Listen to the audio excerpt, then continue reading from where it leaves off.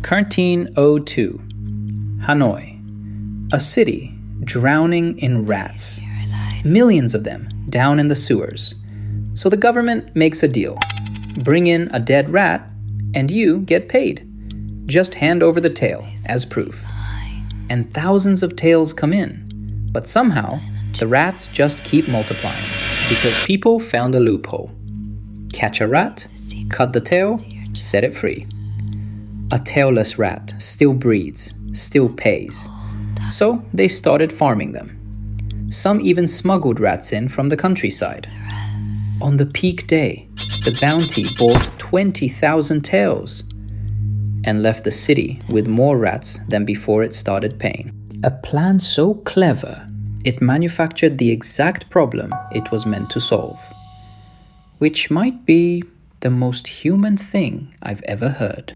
This has a name. The first effect is the obvious one. Pay for dead rats, get dead rats. But then, people react to your plan. And the second effect, pay for rats, and people grow rats, is the one nobody sees coming. And the second effect is almost always the one that runs the show. Quick honesty check. You've heard this told with cobras in India. That version's likely a myth. The rats are documented. When a story is shaky, I'll say so. Fair warning. Learn to see the second effect, and you can't switch it back off. You'll catch it everywhere, in prices, in headlines, in every quick fix that quietly backfired. In your own habits at 11 at night. So let's train it, starting with the man who turned it into a fortune. Welcome to Second Order. Every week I take one machine that's quietly running your life and take it apart. This week, the machine that runs all the others. The one in your own head. The way you think. Howard Marks, one of the great investors alive, splits thinking into two levels. Level 1 is easy. Almost everyone stops there.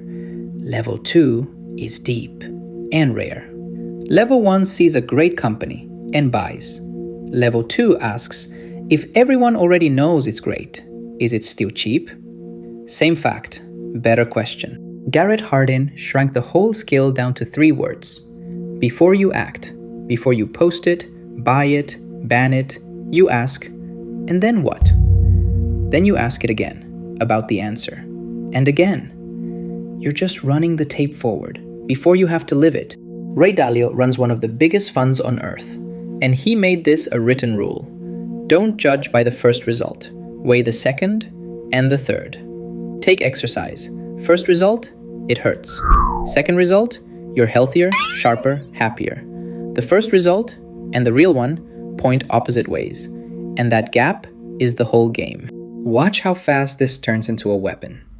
In 2003, Barbra Streisand found a photo of her house online, hated it, and sued the photographer for $50 million to erase it. First order plan, sue, and it disappears. But here's what actually happened. Before the lawsuit, that photo had been viewed 6 times. 2 of them her own lawyers. Then the news broke, and nearly 500,000 people went looking.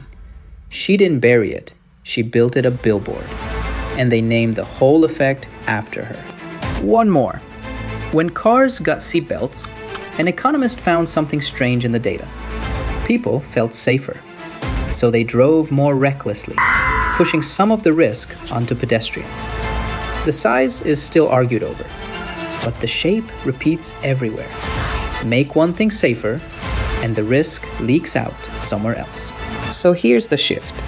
Stop asking what a thing is. Start asking what it sets in motion.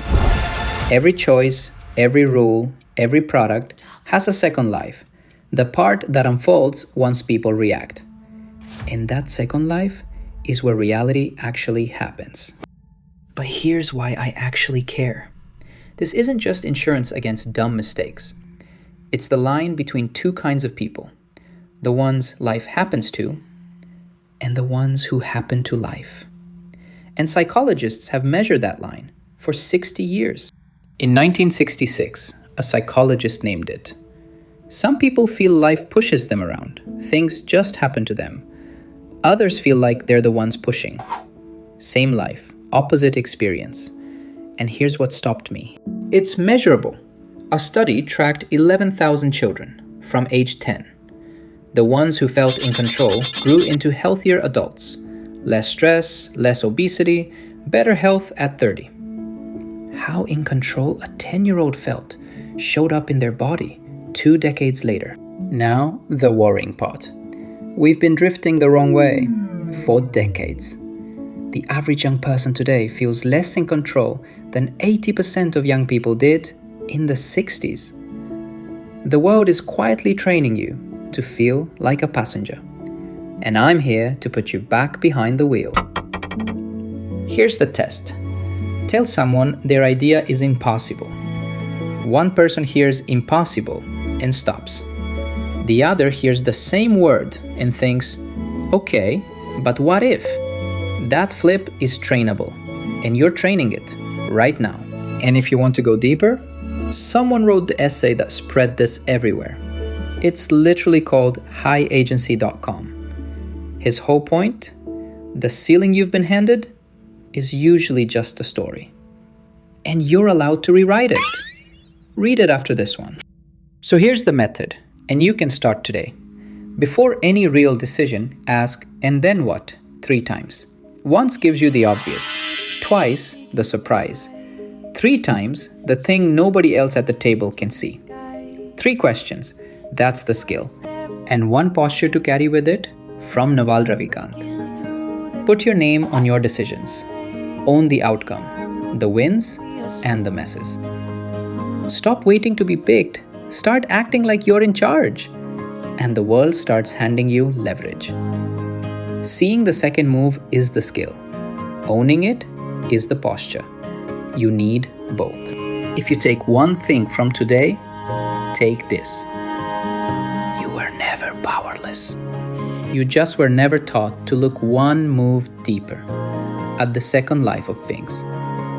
Start looking, and you stop being a rat chasing a coin.